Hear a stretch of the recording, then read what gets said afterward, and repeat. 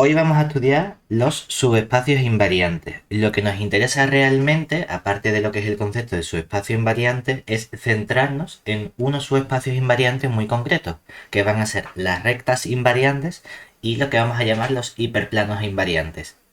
Las rectas van a ser espacios de dimensión 1, los hiperplanos van a ser espacios que tienen dimensión 1 menos que el espacio total. Aparte también nos gustaría estudiar si es posible determinar los subespacios invariantes que tienen una dimensión intermedia. Por ejemplo, si estoy en un espacio de dimensión 7, vamos a saber estudiar los espacios de dimensión 1 y los espacios de dimensión 6. Y la pregunta sería, bueno, ¿y qué pasa con los posibles subespacios de dimensión 2, 3, 4 y 5? También vamos a ver al final cómo hacerlo. Entonces vamos a tener todo un proceso para ver cómo a partir de la forma canónica de Jordan vamos a ser capaces de determinar estos subespacios invariantes. Entonces, un primer resultado lo que nos va a hacer es permitir estudiar la relación que existe cuando trabajamos con endomorfismos que son linealmente equivalentes, que es una primera proposición para ir viendo las posibles relaciones que tienen los endomorfismos. Entonces, sea H un automorfismo, es decir, un elemento del grupo lineal de un cierto espacio vectorial V, donde, como decimos, V es un cierto K espacio vectorial, ¿de acuerdo? Y ahora sean, vamos a tomar dos endomorfismos F y G que pertenecen a L de V, es decir, homomorfismos que van de V en V, de modo que hay una relación entre esos elementos. Y es que puedo expresar el endomorfismo G precisamente como la composición de F con H y H-1. Es decir, ¿esto qué nos está diciendo? Nos está diciendo precisamente que F y G son linealmente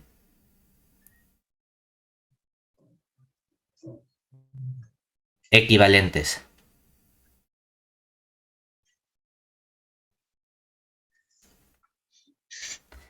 Entonces, dado un cierto subespacio vectorial, es decir, dado un cierto U contenido en V, que sea un subespacio vectorial, lo que vamos a ver es que resulta que ese espacio vectorial U es F invariante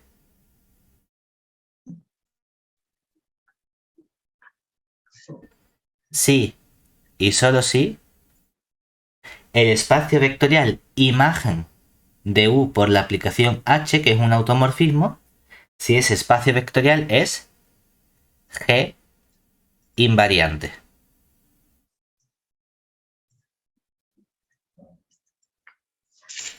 Entonces, de este modo lo que tenemos es una relación entre subespacios invariantes a través de endomorfismos que sean linealmente equivalentes. Y esto nos interesa porque, a fin de cuentas, lo que nosotros hemos aprendido a hacer es, si yo te doy una aplicación o una matriz, el calcular la forma canónica de Jordan es buscar precisamente un cierto endomorfismo cuya matriz es esa forma canónica de Jordan que es linealmente equivalente con el endomorfismo que yo tenía inicialmente.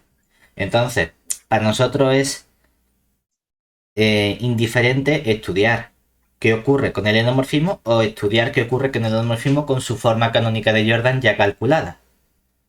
Y precisamente este resultado nos dice que estudiar que algo sea invariante bajo un endomorfismo es equivalente a estudiar la imagen bajo el homomorfismo o endomorfismo equivalente. En particular, vamos a introducir ahora el concepto de subespacio reducible y subespacio irreducible, que es lo que nos interesa a nosotros a la hora de estudiar posteriormente estos subespacios invariantes. Tenemos entonces una definición que nos dice lo siguiente. Pues sea F un endomorfismo, es decir, perteneciente a LDV, pero nuestro V va a ser un R espacio vectorial. Ya no vamos a trabajar con K espacio vectorial, sino que vamos a especificar que sea en el cuerpo de los reales. Y vamos a trabajar con un subconjunto U contenido en V, que sea un subespacio, y exigimos que sea F invariante.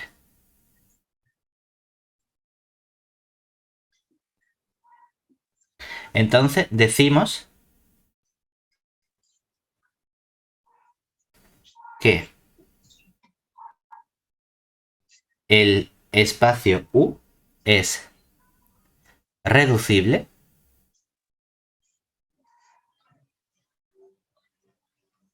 si ocurre lo siguiente, y es que si lo puedo descomponer como una suma directa de dos subespacios, es decir, si puedo descomponer el espacio U como un subespacio vectorial U sub 1, suma directa con un cierto subespacio vectorial U sub 2.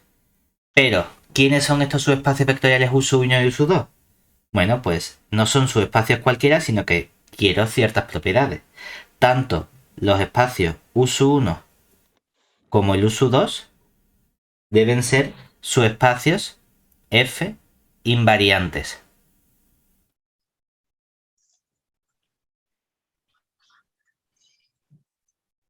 Exigimos también que sean no triviales. ¿Qué significa no triviales? Hombre, pues que ni sea el conjunto formado únicamente por el vector 0, ni sea el espacio vectorial total, porque esos son los triviales. En caso de que yo no sea capaz de encontrar esta descomposición como suma directa de espacios vectoriales, lo que vamos a decir es que el espacio U es irreducible, es decir, en caso contrario,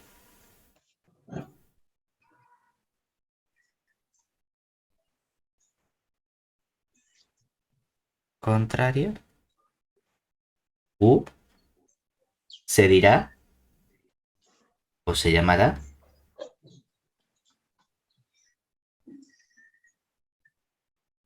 irreducible.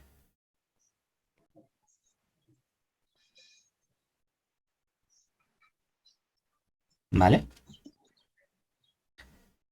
Cuando seguimos con estos espacios invariantes, claro, nosotros realmente queremos estudiar lo que serían las rectas y los hiperplanos. Pero hay un primer caso que nosotros siempre vamos a poder encontrar. ¿Vale? Entonces, tenemos un primer resultado, una primera proposición que nos dice el tipo de su espacio invariante que siempre vamos a ser capaces de encontrar seguro cuando trabajemos con nuestros espacios vectoriales o con nuestros endomorfismos. Y es que si nuestra f, nuestra aplicación, es un endomorfismo de un cierto espacio vectorial V y la dimensión de nuestro espacio es al menos 2, es decir, mayor o igual que 2, entonces lo que ocurre es que f admite un plano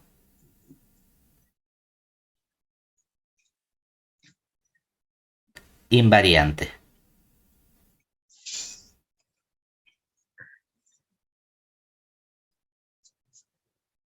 Es decir, siempre vamos a poder encontrar un espacio vectorial que sea un plano, es decir, algo de dimensión 2, que sea f invariante.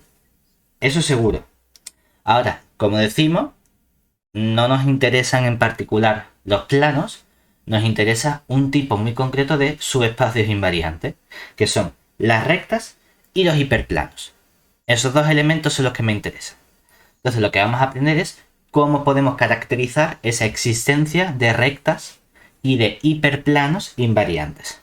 Entonces vamos a estudiar a continuación lo que serían las rectas e hiperplanos invariantes.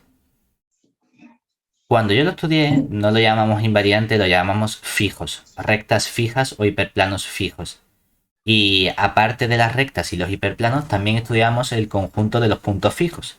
Aquí curiosamente simplemente se centra en rectas e hiperplanos, pero bueno, se puede hacer un poquito más general. Entonces lo que decimos es, bueno, vamos a empezar a estudiar bajo qué condiciones tenemos existencia de estas rectas e hiperplanos y cómo los podemos caracterizar. Tenemos para ello un primer resultado que nos dice lo siguiente. Sea F un endomorfismo, es decir, perteneciente a L de V, y vamos a denotar mediante a la matriz de nuestro homomorfismo respecto de una cierta base B que tengamos. ¿De acuerdo? Entonces, ¿cuándo vamos a tener rectas invariantes?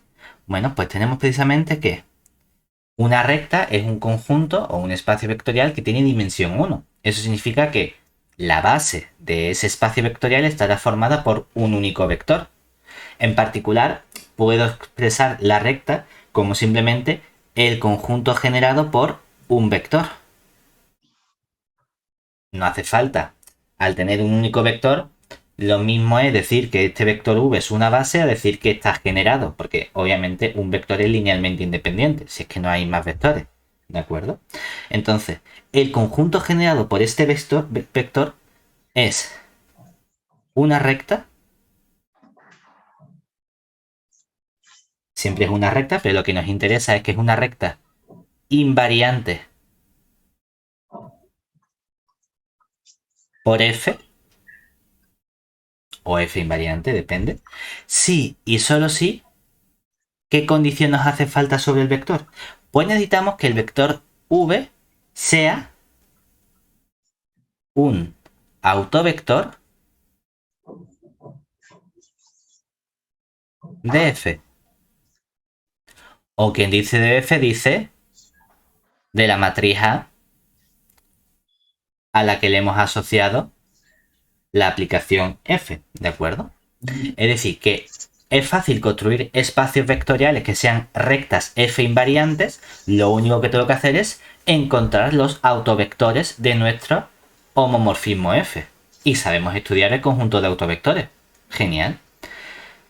El segundo caso que nos interesa estudiar son los hiperplanos fijos o hiperplanos invariantes. Entonces, el hiperplano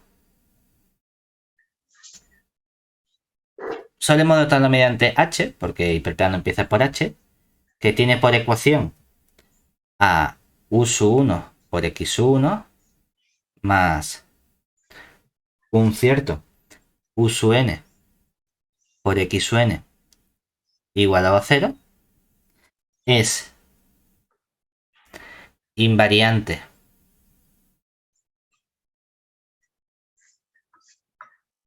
por f, y ahora resulta que si y solo si el vector formado por los coeficientes de esta ecuación, es decir, el vector formado por u sub 1, u sub 2 hasta u sub n, si este vector es precisamente un autovector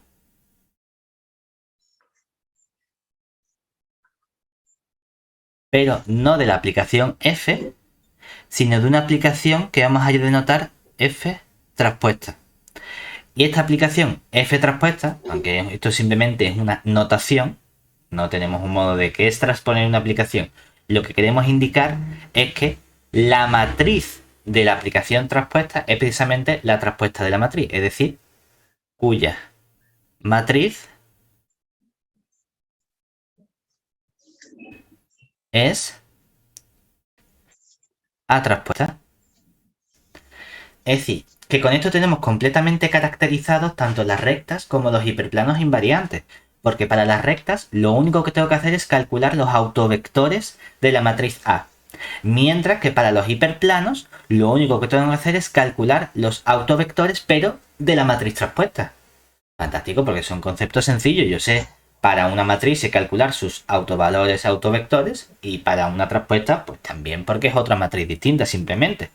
Además, incluso si una relación es que nosotros sabemos que los autovalores de una matriz y de su matriz traspuesta son los mismos.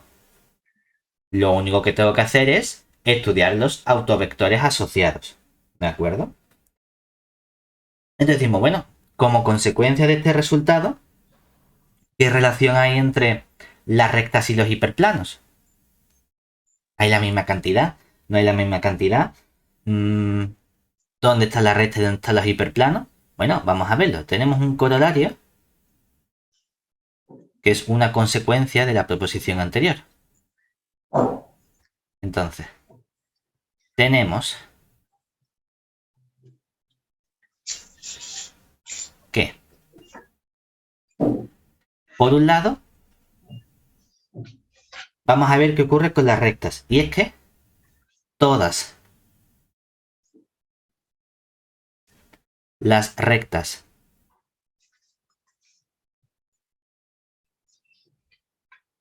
f invariantes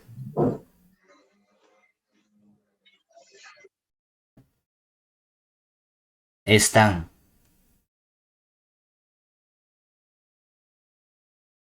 contenidas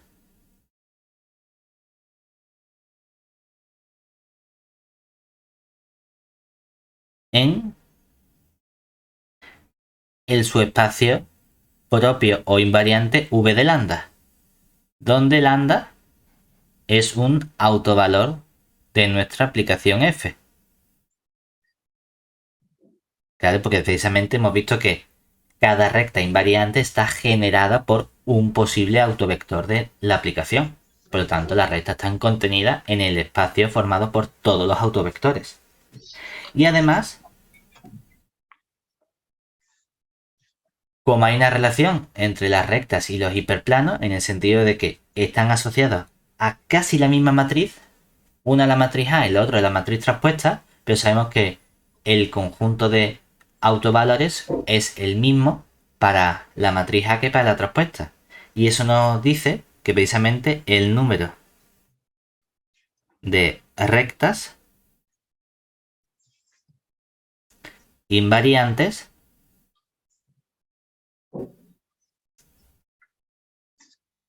coincide precisamente con el número de hiperplanos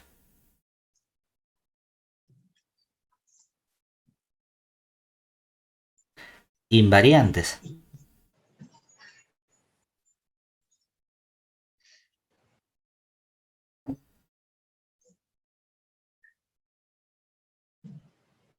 Es decir, que si tenemos 7 rectas invariantes, también vamos a ser capaces de encontrar 7 hiperplanos invariantes.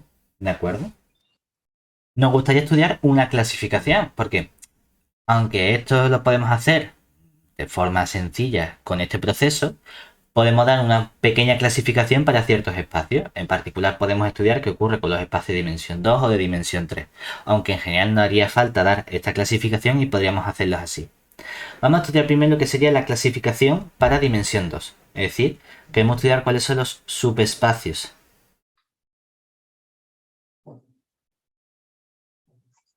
invariantes en dimensión 2.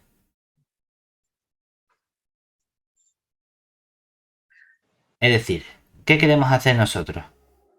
Lo que estamos diciendo es que vamos a considerar una aplicación lineal f, que es un endomorfismo perteneciente a L de V, con V, un cierto K espacio vectorial, donde tenemos que la dimensión de nuestro espacio vectorial V es precisamente 2. Entonces, a fin de cuentas, lo que estamos haciendo es estudiar en función de la matriz de nuestra aplicación la posible existencia de rectas o hiperplanos. Realmente aquí tenemos que pensar en qué. Vamos a poner aquí una nota. Porque una recta es algo que tiene dimensión del cierto subespacio igual a 1. Mientras que un hiperplano es algo que tiene dimensión igual a n-1, 1 menos que el total. Pero claro, si mi espacio vectorial tiene dimensión 2, el hiperplano es algo que tiene dimensión 2 menos 1 igual a 1. Es decir, que en este caso, cuando estemos trabajando en un espacio vectorial de dimensión 2, la recta y el hiperplano son la misma cosa. Precisamente los hiperplanos son las rectas. Entonces aquí solo tenemos que estudiar existencia de rectas o de hiperplanos, me da igual cómo lo llamemos, ¿de acuerdo? Pero vamos a estudiar los posibles casos, porque como decimos, los posibles casos dependen del tipo de matriz que nosotros tengamos. Entonces, si llamamos A, como hemos dicho, a la forma canónica de Jordan en nuestra matriz, podemos tener una forma canónica de Jordan en la que tengamos lambda 1, 0, 0, lambda 2, donde lambda 1 sea distinto del autovalor lambda 2, ¿de acuerdo? Y como decimos aquí, tanto lambda 1 como lambda 2 son autovalores de nuestra aplicación f, ¿vale? Entonces, ¿quiénes son las rectas? Pues resulta que tenemos dos rectas invariantes, es decir, las rectas invariantes vienen dadas por un lado, el conjunto v de lambda 1, que estaría generado por un cierto v1, donde este v1 es un autovector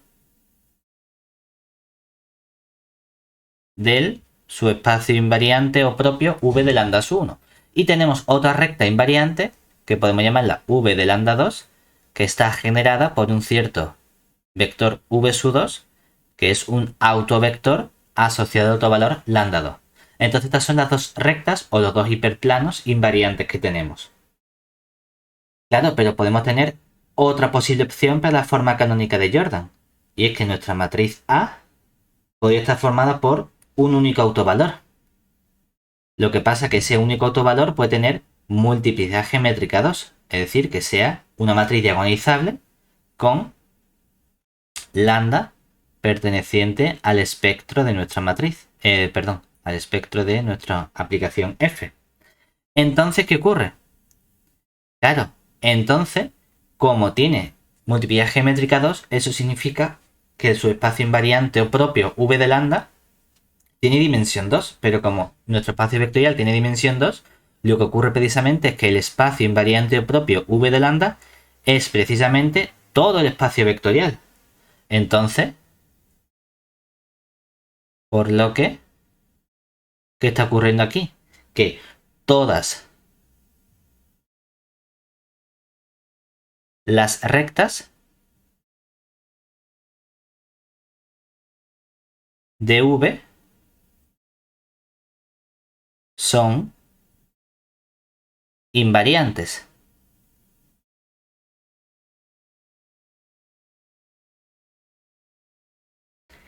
¿Más casos que podemos tener? Bueno, podemos tener el mismo caso en el que tenemos un único autovalor, es decir, tenemos un único autovalor lambda, lambda y lambda, pero en el que la multiplicidad geométrica ya no vale 2, sino que vale 1. Eso significa que la forma canónica de Jordan aparece un 1 aquí abajo. Entonces, ¿quién es precisamente este lambda? Esa recta invariante. Pues la recta invariante, hay una única recta invariante, es el conjunto v de lambda, porque tenemos que la dimensión de este espacio, la multiplicidad geométrica, hemos dicho que tiene multiplicidad geométrica 1. Luego este espacio tiene dimensión 1 y si tiene dimensión 1 es que es una recta. Y entonces esto está generado precisamente por un cierto v, donde este v, como decimos, es un autovector del espacio v de lambda, ¿de acuerdo?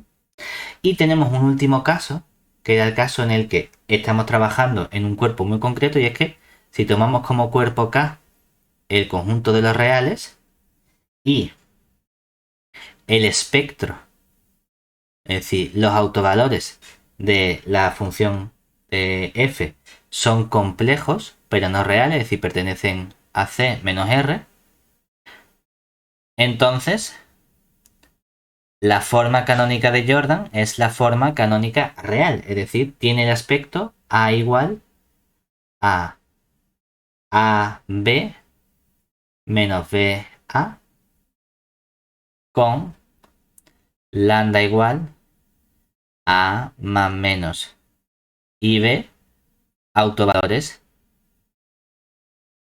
del endomorfismo F. Y en ese caso, ¿qué ocurre? Pues en ese caso tenemos que no hay rectas invariantes.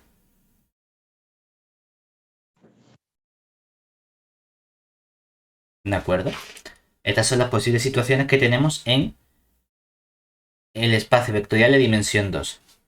Podemos hacer una clasificación análoga para espacios de dimensión 3. Ahora, como decimos, podemos hacerla o podemos estudiarlo realmente caso a caso cuando tengamos los ejercicios. Es decir, no es necesario tener que aprenderse esta clasificación. Eso no es lo que pretendemos. Está bien tenerla, decir, bueno, pues mira, estos son los posibles casos que tenemos para algo de dimensión 2, pero lo que yo quiero en realidad es que si me dan una matriz 2x2 o me dan una matriz 3x3, hacer yo el proceso, no aprenderme esto de memoria. Porque no se valora el que me digan, toma, tiene una matriz 2x2, entonces sé que en uno de estos 4 casos pasa esto, esto, esto, esto. No, queremos hacer el proceso, es decir, calcular las rectas y los hiperplanos invariantes, estudiando los autovalores de A, calculando sus autovectores, calculando los autovectores de la traspuesta, y de ahí sacamos todas las rectas y todos los hiperplanos. ¿De acuerdo? En particular, lo que tenemos es que buscamos cómo hacemos esa descomposición de los subespacios invariantes cuando tenemos una dimensión que es mayor de la que estamos trabajando. Es decir, hemos visto cómo calcular los subespacios invariantes de dimensión 1, que son las rectas, y de dimensión n-1, que son los hiperplanos. Pero ¿qué ocurre con los valores intermedios? ¿Qué ocurre con algo que tenga dimensión n-3 o que tenga dimensión 4? ¿Cómo lo hacemos? Bueno, pues para eso tenemos lo que vamos a llamar la descomposición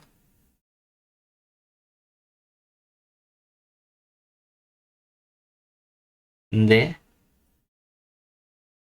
subespacios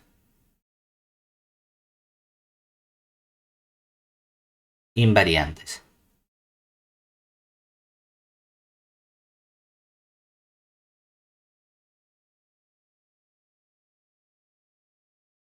Entonces, ¿qué vamos a hacer aquí? Tenemos unos resultados que en función de la forma canónica de Jordan vamos a ver cómo podemos descomponer un subespacio vectorial que sea F invariante. Y precisamente va a aparecer en juego los subespacios maximales. Es decir, proposición sea F un cierto endomorfismo L de V con, le vamos a asociar una forma canónica de Jordan, es decir, con forma canónica de Jordan, que le vamos a dar en lugar de A, vamos a inventarla J, porque Jordan empieza por J. Y vamos a considerar un cierto subespacio U contenido en V, que sea un subespacio F invariante.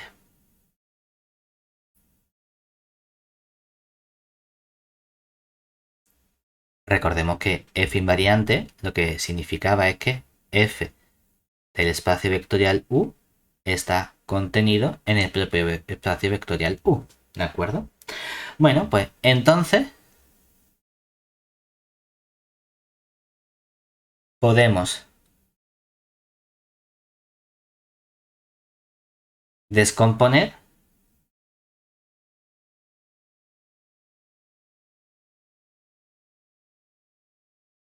U del siguiente modo.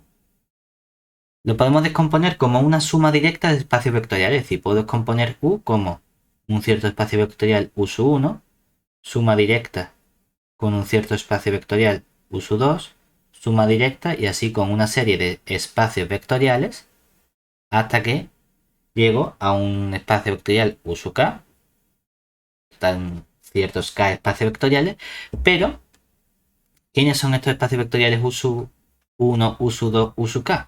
Pues cada U sub I no es otra cosa que calcular los distintos autovalores de F, lambda sub I, estudiar el espacio maximal M de lambda sub I, que era ese espacio en el cual la cadena de iteraciones de F menos lambda de identidad se estabilizaba, y cortarlo, calcular la intersección con el espacio F invariante U con el que estamos trabajando. Esto sería con I igual a 1, 2, hasta K, para cada uno de los K posibles autovalores que pueda tener nuestra aplicación F. En particular, claro, como cada U sub I es intersección del espacio maximal con el espacio U que estamos trabajando, tenemos una consecuencia directa que es la siguiente. Corolario, obtenemos que todo subespacio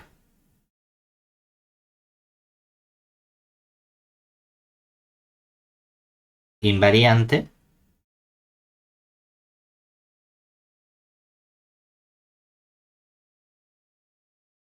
irreducible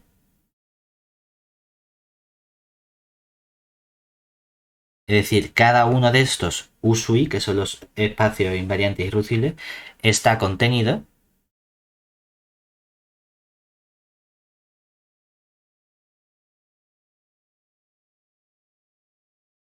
en un subespacio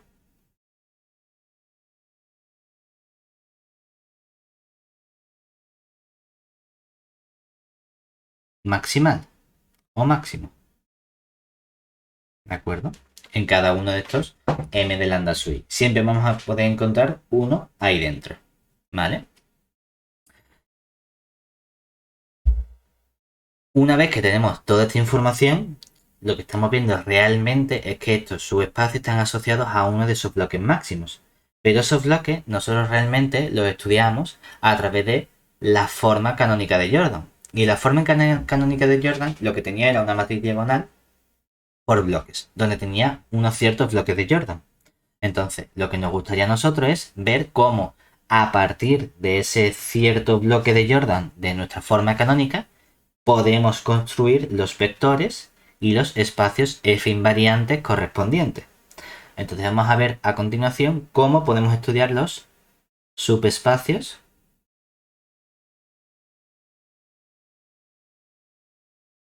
invariantes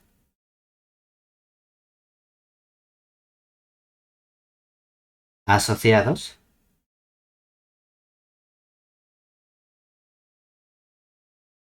a un bloque de Jordan.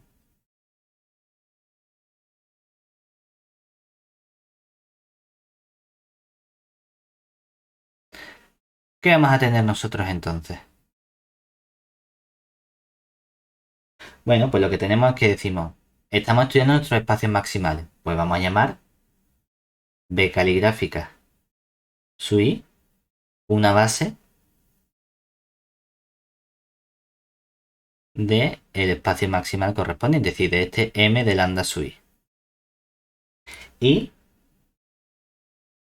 vamos a expresar nuestra matriz de Jordan, nuestra forma canónica de Jordan, M de B de F, como una cierta matriz por bloque, una cierta matriz que tiene aquí A sub 1, un cierto bloque A sub 2, y así seguimos hasta un cierto A sub K. Cuando no ponemos nada es que el resto de elementos son todos cero, con esta base B es precisamente la unión de todas estas bases, es decir, el B sub 1, unión el B sub 2, y así unión hasta el B sub K correspondiente, pero cada uno de estas matrices A sub I es a su vez una matriz diagonal por bloque de Jordan, es decir, donde cada, vamos a llamarla A sub I, correspondiente es un bloque asociado a un autovalor donde vamos a encontrar unos ciertos bloques de Jordan, B sub j de lambda sub i, en la diagonal, ¿de acuerdo? ¿Y este bloque qué aspecto tiene? Bueno, pues este bloque, como decimos, son bloques de Jordan, cada bloque B sub j de lambda sub i tiene un cierto aspecto de la forma, aparecen en la diagonal los autovalores del lambda sub i, en la subdiagonal tenemos unos y el resto de elementos son todos ceros, ¿de acuerdo? Entonces, una vez que tenemos toda esta construcción en sí, realmente la pregunta es, una vez que yo conozco la forma canónica de Jordan, me fijo en cada uno de esos bloques de Jordan B sub j de lambda sub i, porque asociado a cada bloque tenemos un cierto subespacio maximal. Entonces, asociado a cada bloque podemos encontrar esa cierta cadena de contenciones del espacio maximal y de autovectores. Entonces, ¿cómo podemos hacerlo? Bueno, pues los vectores asociados al bloque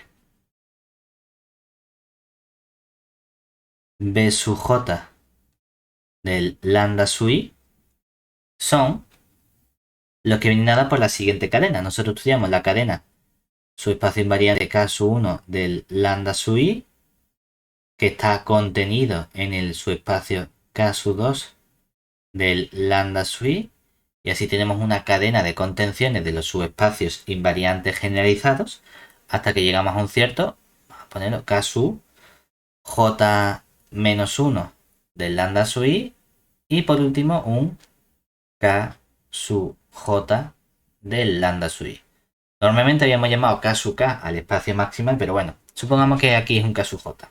Aquí dentro yo encuentro un cierto vector v sub 1.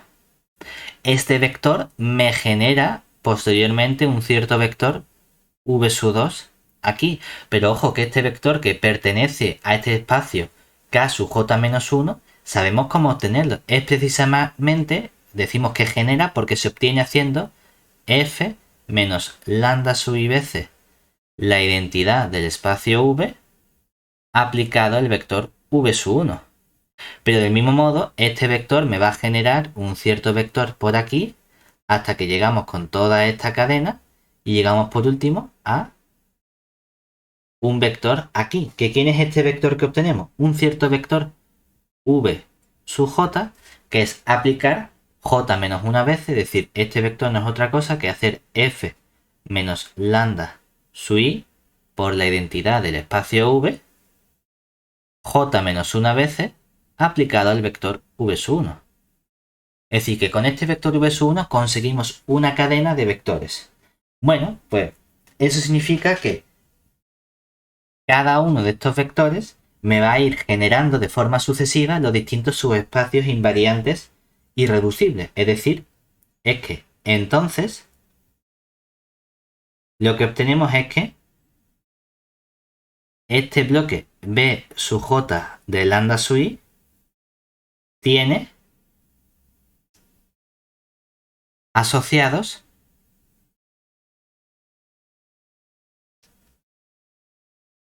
exactamente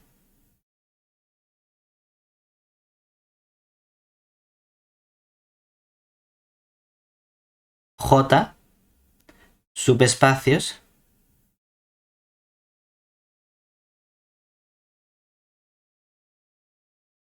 invariantes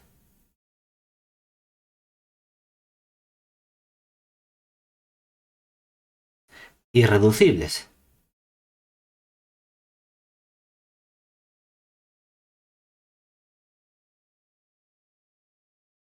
¿Qué son lo siguiente?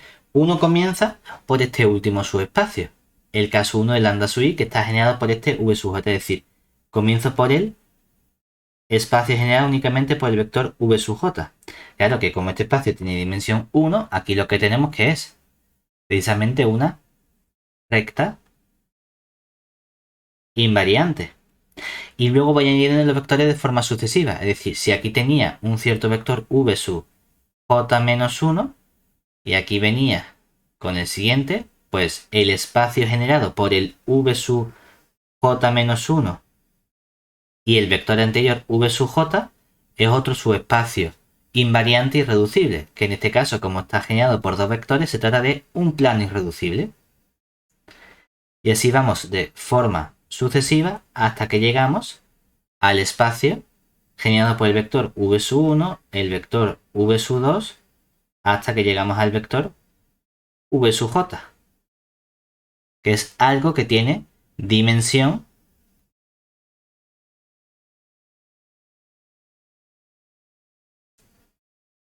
j.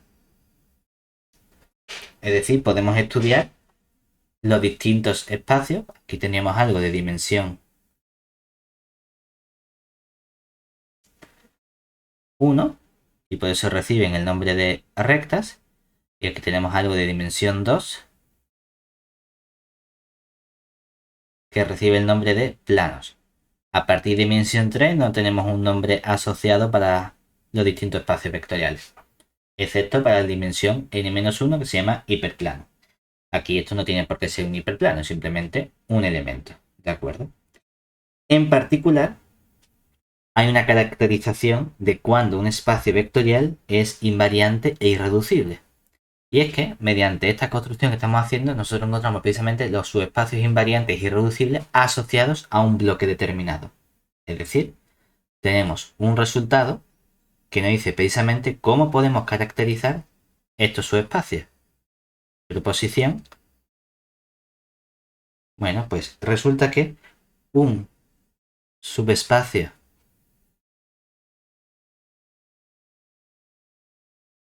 vectorial es f invariante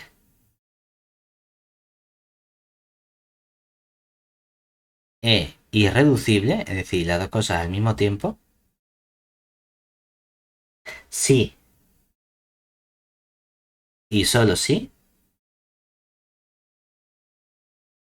es un subespacio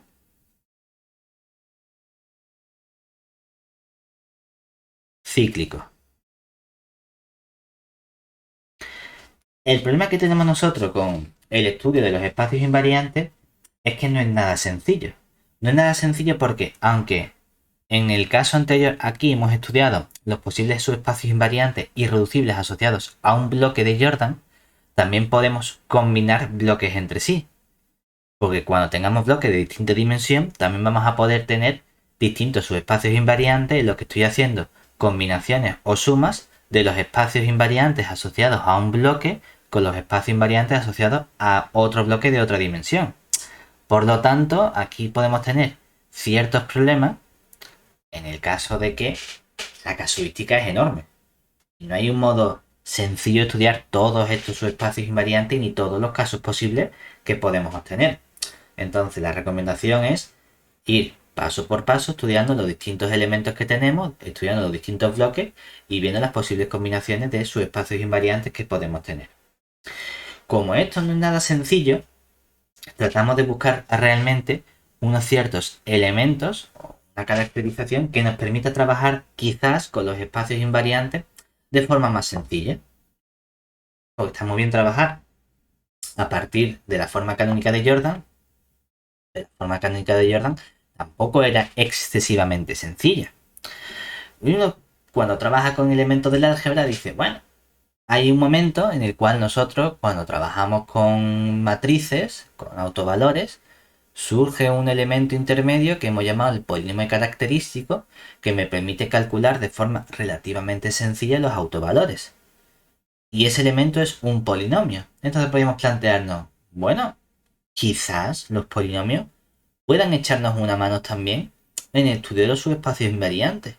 Quizás podamos relacionar polinomios con su espacio invariante y con endomorfismo, igual que utilizamos los polinomios para trabajar con los autovalores de una matriz o de un endomorfismo. Bueno, pues vamos a ver que efectivamente es así. Por lo que a continuación vamos a centrarnos en el estudio de los subespacios invariantes con los polinomios. Es decir, vamos a trabajar con una aplicación f, que es un endomorfismo, es decir, perteneciente a L de V, y, bueno, con V un cierto K espacio vectorial y vamos a considerar un cierto polinomio. Vamos a llamarlo P al polinomio, que es un polinomio con coeficientes en K y en la variable T. Es decir, este polinomio que denotamos mediante P de T lo podemos expresar como un cierto A sub n T elevado a n más A sub n menos 1 por el T elevado a n menos 1, así hasta que llegamos a un cierto A sub 1 T más un cierto A sub 0, donde, hombre, exigimos que el A sub n sea distinto de 0, porque si no, no escribiría el A sub n, escribiría el A sub n menos 1. Y además cada A sub i, como decimos, tiene coeficientes en K, es decir, pertenece a K para todo i desde, desde 0, 1 hasta n. Es decir, tenemos un polinomio. Entonces, lo primero que queremos hacer es relacionar este polinomio con el endomorfismo. Bueno, pues llamamos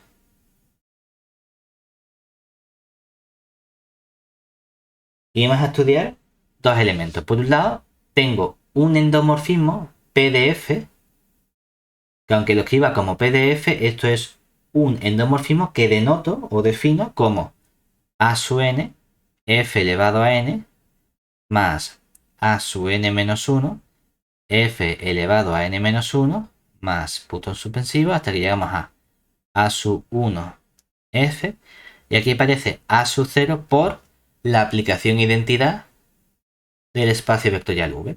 Y aquí cuando escribimos f elevado a n, es decir, cuando se escribe f elevado a n, esto lo que significa que estamos haciendo la composición de f con f n veces. No estamos multiplicando la f, sino que la operación es la composición. ¿De acuerdo? Del mismo modo, como hemos visto que nos gusta trabajar a veces en lugar de con la aplicación f, con su matriz asociada, pues podríamos definir lo que sería el polinomio p sub a, donde a es una matriz, y lo definimos entonces como a sub n por a elevado a n más a sub n menos 1 por a elevado a n menos 1 más punto suspensivo hasta que llegamos al a sub 1 por la matriz A, y este último término sería a sub 0 por la matriz identidad. Mientras que este elemento es un elemento de nuestro espacio vectorial V, esto es un elemento de las matrices n por n con coeficientes en K. Esto sería si llamamos precisamente, bueno, no nos gusta haber puesto la misma n aquí, vamos a llamarlo en lugar de n, vamos a llamarlo r aquí, con r igual a la dimensión de nuestro espacio vectorial V. ¿De acuerdo? Lo que estamos diciendo es que este polinomio es un endomorfismo también del espacio vectorial V, y este polinomio P sub A es de nuevo una matriz cuadrada que tiene coeficientes en K. ¿Vale? Entonces la pregunta es, ¿cómo relacionamos precisamente los polinomios con los espacios invariantes con las aplicaciones? Pues tenemos un primer resultado que nos dice precisamente cuál es esa relación. Es decir, proposición que tenemos nosotros aquí.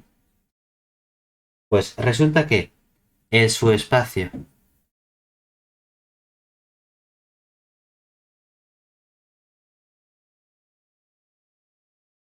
vectorial dado por el núcleo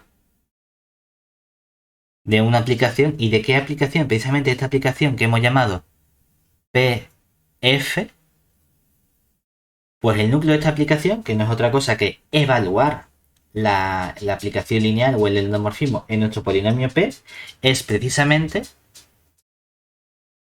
un subespacio F invariante. Pues resulta entonces que gracias a este concepto hemos conseguido relacionar espacios vectoriales con polinomios con subespacios invariantes. Simplemente introduciendo para un polinomio su endomorfismo correspondiente, ¿vale? Bueno, pues ahora vamos a introducir un nuevo concepto que nos va a ser de mucha utilidad, que es el concepto de el polinomio anulador y que va a tener cierta relación con el polinomio característico que ya habíamos estudiado para los espacios vectoriales y para los endomorfismos. Es decir, comenzamos con una definición que nos dice lo siguiente. Tenemos aquí sea P un cierto polinomio con coeficientes en K y respecto de una variable que denotamos T, por ejemplo. Entonces diremos que P anula a un cierto endomorfismo F perteneciente a L de V o que es un polinomio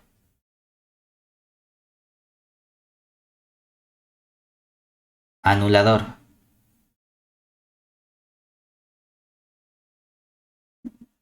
de F si el polinomio que se obtiene al evaluar F en P, que es un endomorfismo, es precisamente el endomorfismo nulo. ¿De acuerdo? Es decir, un polinomio anulador es aquel polinomio de modo que el endomorfismo que se obtiene al evaluar la aplicación lineal en el polinomio no es otra cosa que el polinomio que siempre vale cero. ¿De acuerdo? Bueno, pues tenemos un primer resultado que nos permite relacionar este concepto de polinomio anulador con un concepto que ya habíamos estudiado inicialmente, que era el concepto de polinomio característico, que nos permitía calcular precisamente los autovalores de una aplicación lineal o de una matriz. Y es que resulta que tenemos aquí un teorema debido a Cayley y Hamilton, que nos dice lo siguiente. Bueno, pues que esos polinomios que ya conocíamos, que era el polinomio característico, resulta que es un polinomio anulador. Es decir, si P vamos a estar mediante P sub índice F perteneciente a un cierto cuerpo K de T de polinomios con coeficientes en K y variable T, si este P de F es la notación que notamos para el polinomio característico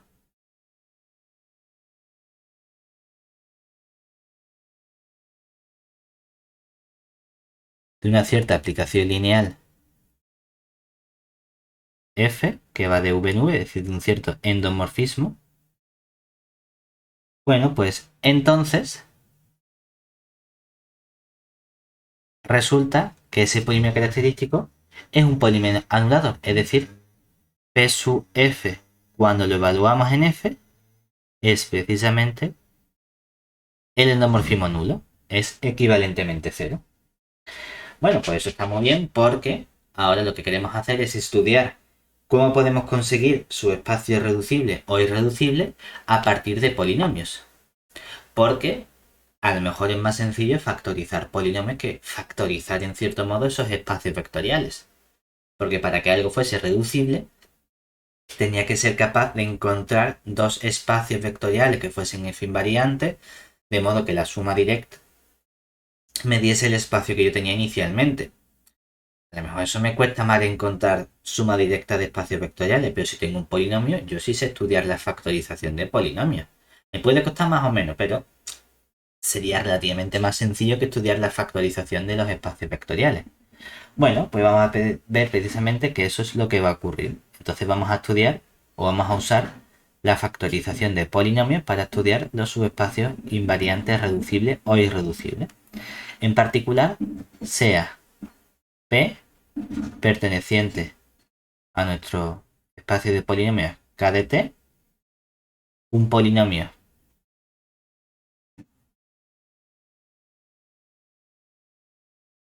anulador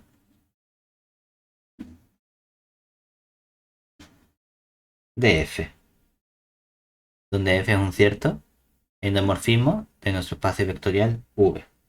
De modo que podemos factorizar nuestro polinomio, es decir, que puedo expresar P como un producto de dos polinomios, es decir, un cierto polinomio P sub 1 por el polinomio P sub 2, ¿de acuerdo?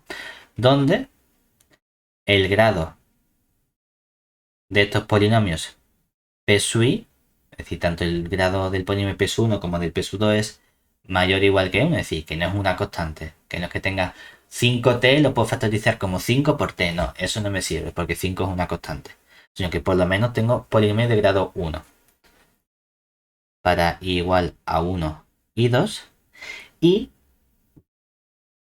que además el máximo común divisor del P sub 1 y del P sub 2 es igual a 1. Es decir, no me sirve decir, no, es que tengo t cuadrado y t cuadrado lo descompongo como t por t. No, eso no vale. Tienen que ser polinomios que no tengan elementos en común, en el sentido de que el máximo común divisor de esos dos polinomios sea el 1 o una constante.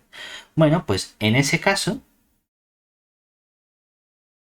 resulta que puedo expresar nuestro espacio vectorial V total como suma directa de dos espacios.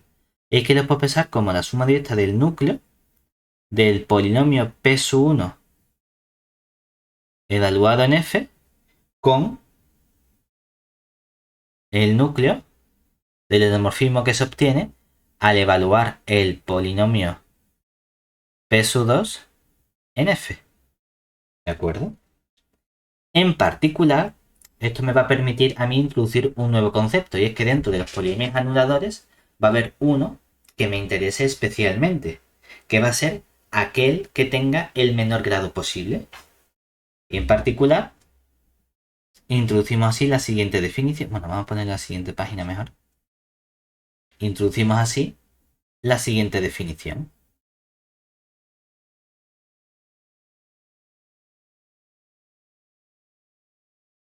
Definición. Bueno, pues sea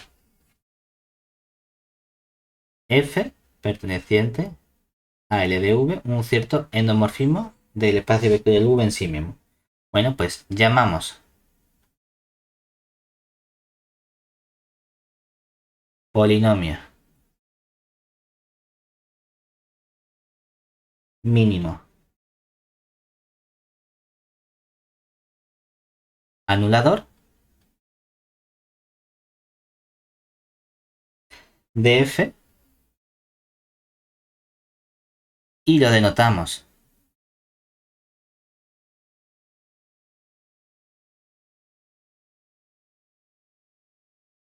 mediante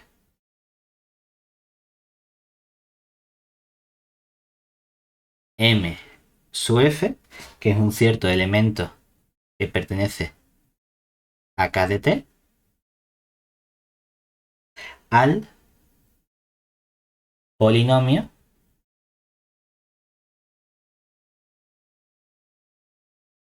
mónico.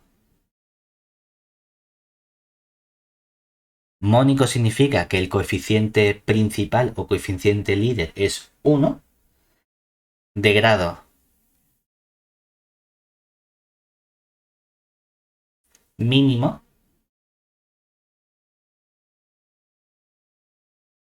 que anula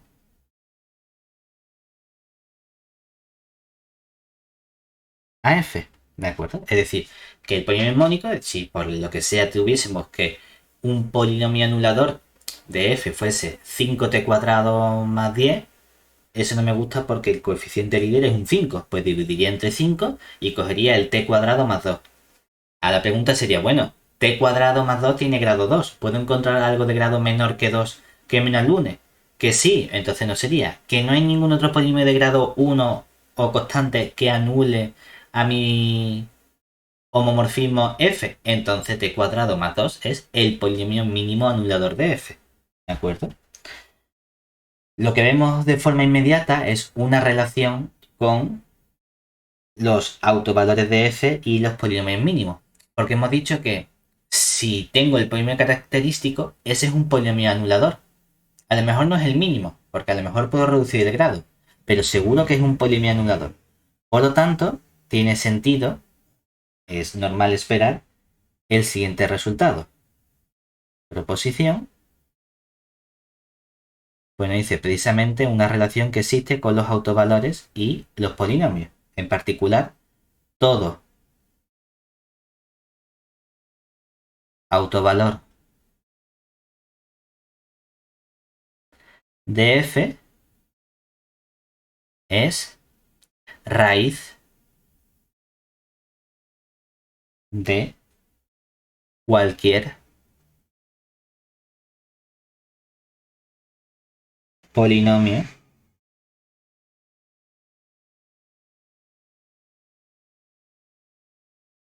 anulador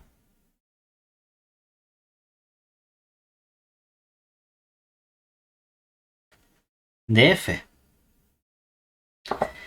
¿Eso qué significa? Eso significa que, en particular, ese polinomio anulador tiene que tener mínimo a cada factor que sea un autovalor de nuestra aplicación f. La única diferencia es que a lo mejor no aparece con la misma multiplicidad que tenía en el polinomio característico. Es decir, que es posible que tengamos que coger menos veces los distintos factores. En concreto, tenemos el siguiente resultado que nos dice exactamente el aspecto que tiene esto, es decir, proposición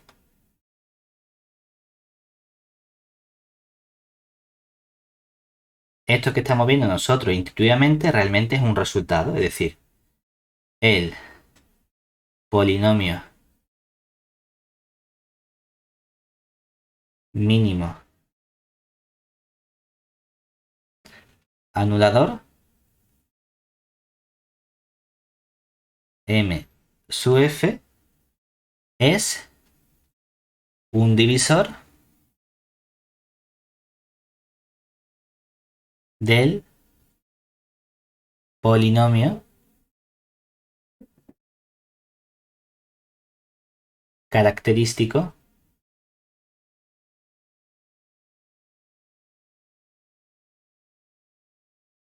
de f. Y además tiene sus mismas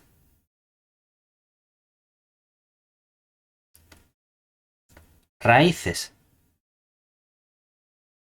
pero sin contar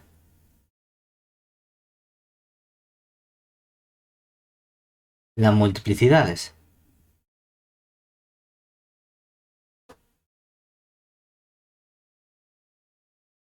Puede ser que aparezca más o menos veces, depende, ¿de acuerdo? En concreto, a mí lo que nos gustaría es precisamente ser capaces de construir exactamente este polinomio, porque claro, lo que está ocurriendo aquí, por poner un ejemplo, es que si el polinomio característico P sub f de t fuese, digamos, t menos 1, t más 2 al cubo y t menos 5 al cuadrado, entonces yo sé que el polinomio mínimo anulador m sub f de t pues tiene que tener seguro un t menos 1, tiene que tener seguro un t más 2 y tiene que tener seguro un t menos 5. Ahora, es posible que sea este, o es posible que tenga aquí un cuadrado, o que aquí tenga un cuadrado y aquí no tenga nada, o que tenga un cuadrado y un cuadrado, o que tenga un cubo aquí. Entonces hay muchas opciones. Yo no quiero estar probando una por una a ver cuál de ellos es el polinomio anulador. Me gustaría tener un resultado que me permita caracterizar y decir, vale, pues si este es el polinomio característico, yo sé precisamente que el polinomio mínimo anulador va a ser el que tenga un t más 2 al cuadrado y una vez el t menos 5. ¿Cómo soy capaz de determinar exactamente el número de veces que debo coger cada una de las raíces? Pues lo vamos a poder hacer gracias al siguiente resultado. Es decir, tenemos un último teorema que nos permite caracterizar exactamente cómo es este polinomio mínimo anulador. Es decir, teorema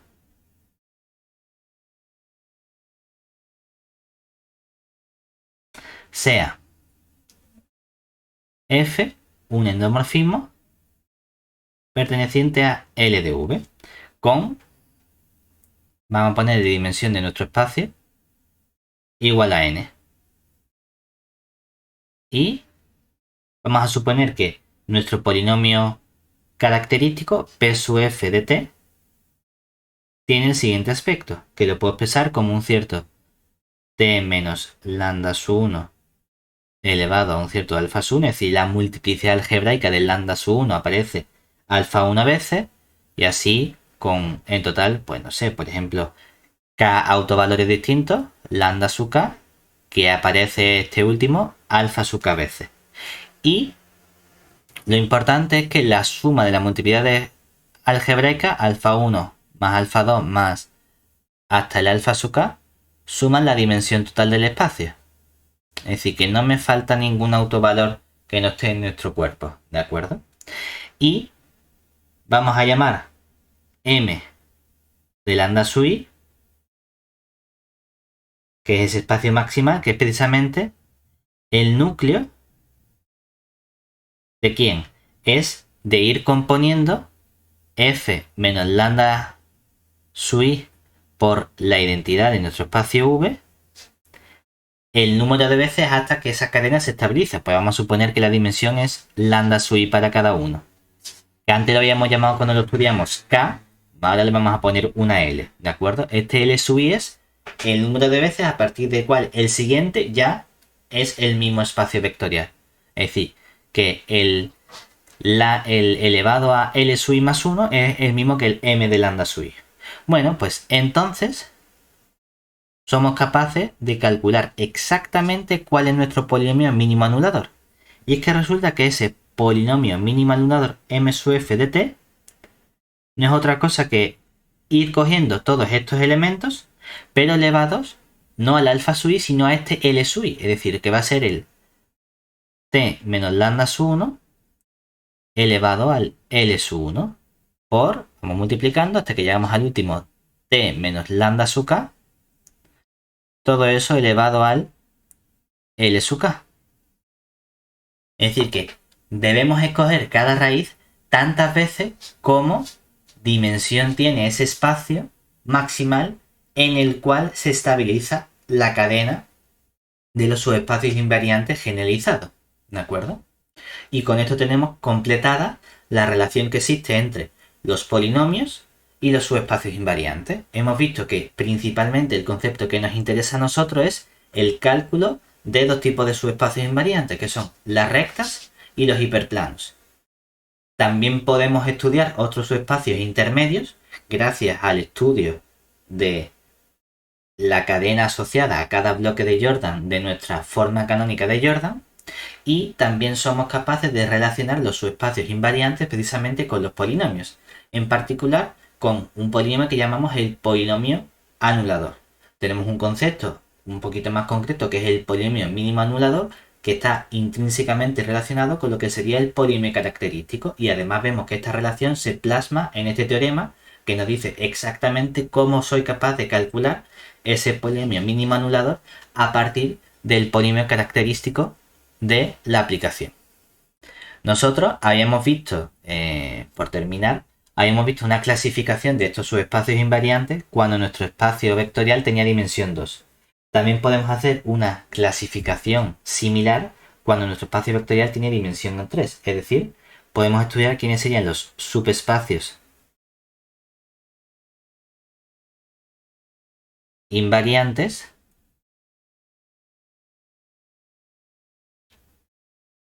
en dimensión 3.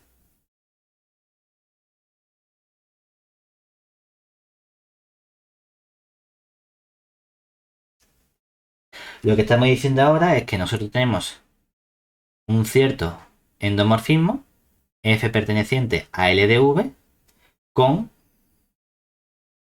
un cierto K espacio vectorial donde la dimensión de nuestro espacio vectorial V ahora es 3. ¿Eso qué significa? Claro que ahora sí vamos a tener una distinción entre lo que serían las rectas y los hiperplanos, porque las rectas van a ser espacios vectoriales que tienen dimensión 1, mientras que los hiperplanos van a ser espacios vectoriales que tienen dimensión 1 menos. Claro, si a 3 le quito 1, 3 menos 1 es 2, en realidad los hiperplanos aquí se llaman simplemente planos. Bueno, me da igual que lo llamamos hiperplanos invariantes o que hablemos de planos invariantes.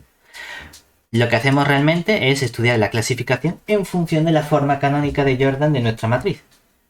Si mi aplicación f tiene una forma canónica de Jordan, por ejemplo, en la que tenemos tres autovalores distintos, es decir, un lambda 1, un lambda 2 y un lambda 3, con lambda 1 distinto del lambda 2 y distinto del lambda 3, pero todos los lambda, es decir, tanto lambda 1 como lambda 2 como lambda 3, pertenecen al espectro de mi aplicación f, entonces queremos estudiar cuáles son las rectas y los hiperplanos invariantes, ¿verdad? Entonces, ¿quiénes son las rectas invariantes? Para las rectas invariantes, pensemos que como cada autovalor aparece una única vez, la multiplicidad geométrica de cada autovalor es 1. ¿Eso qué significa? Que el subespacio invariante o propio asociado a cada autovalor tiene dimensión 1.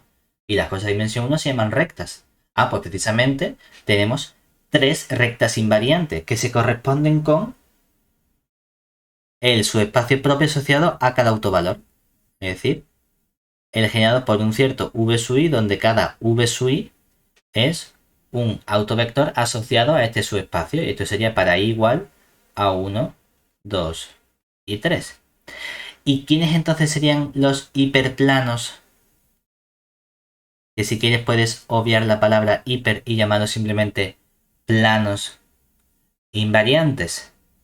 Porque sabes que son cosas que tienen dimensión 2.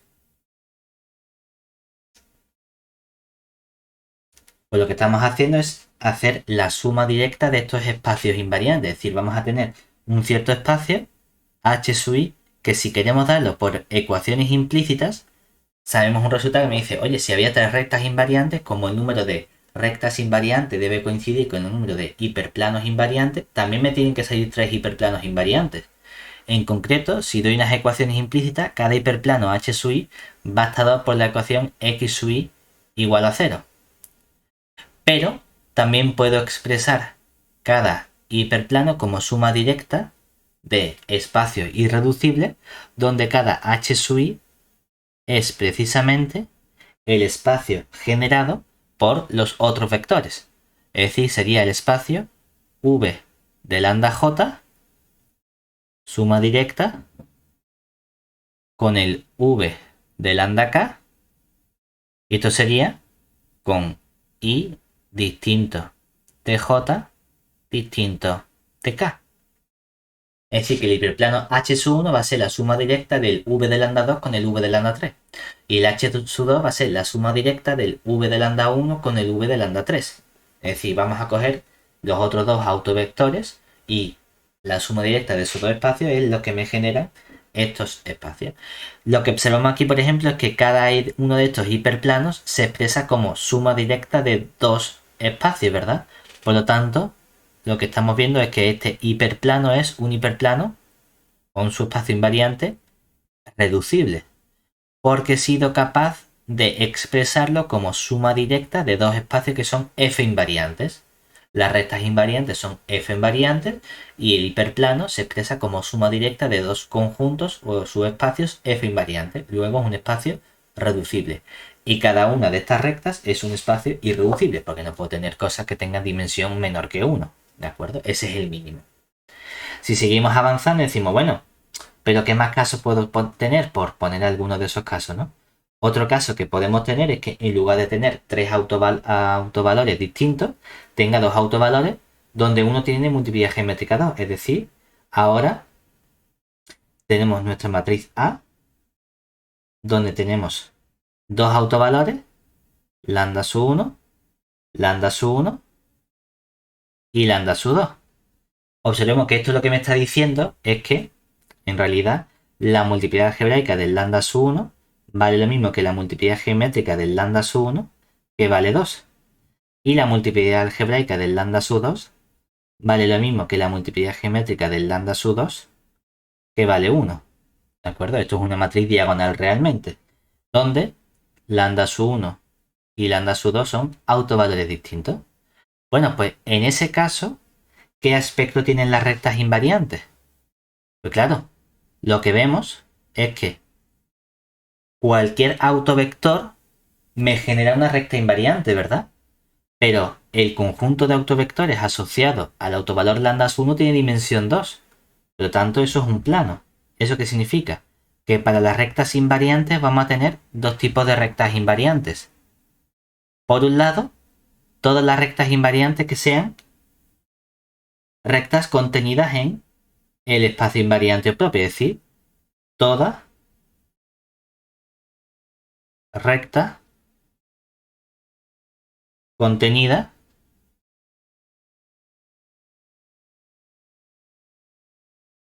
en el subespacio invariante v de lambda sub 1.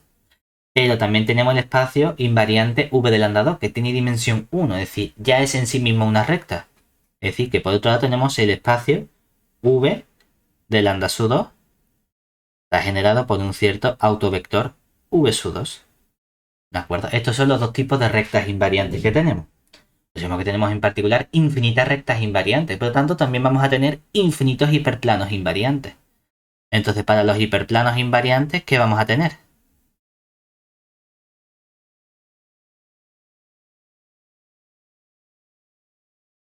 Para los hiperplanos invariantes, lo que tenemos nosotros precisamente es, por un lado, un hiperplano, que es el asociado a este de aquí, que ¿qué nos daría? Nos daría precisamente, oye, si el g de lambda sub 1 vale 2, eso significa que la dimensión del v de lambda sub 1 es 2. Pero las cosas que tienen dimensión 2 son planos. Los hiperplanos que estamos buscando son cosas de dimensión 2. Ah, pues que resulta que precisamente uno de esos hiperplanos invariantes es todo el subespacio invariante propio v de lambda sub 1. ¿De acuerdo? Porque directamente él nos ha salido un plano. Pero por otro lado, podemos estudiar también quién sería el espacio asociado a los autovectores de la traspuesta para el otro autovalor. Que eso nos va a dar una familia de hiperplanos que vamos a notar como h de a, b, que si lo expresamos mediante ecuaciones sería la ecuación ax1 más bx2 igual a 0, o si lo expresamos mediante suma de vectores, lo que tenemos aquí sería la suma directa de un espacio señalado por b vector v sub 1 menos a vector v sub 2, y esto sería suma directa con un vector v sub 3. ¿Y quiénes son estos vectores v sub 1? Pues este vector que tenemos aquí, v sub 1 y v sub 2, son autovectores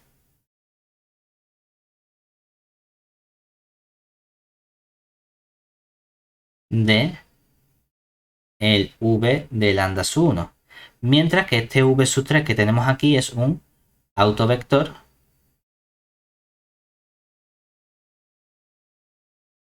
del v de lambda sub 2.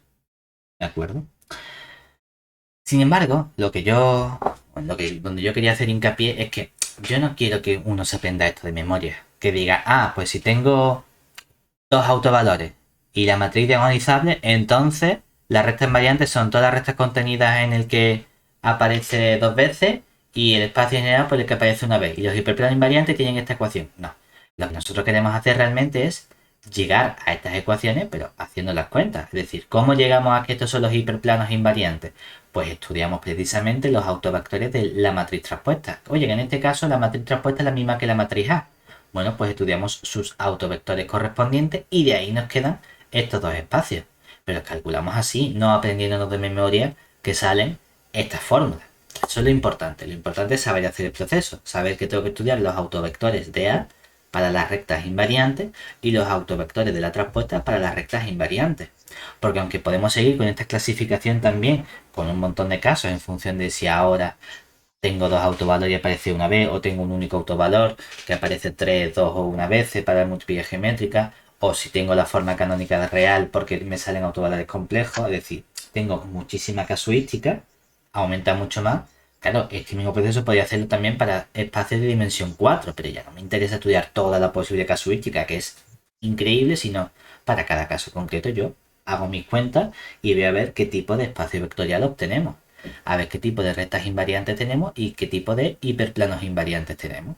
Y lo único que tenemos que hacer es estudiar los autovectores de la matriz y los autovectores de la matriz traspuesta. Eso es lo único que tenemos que hacer cuando estudiemos nosotros las rectas invariantes o los hiperplanos invariantes. ¿Vale?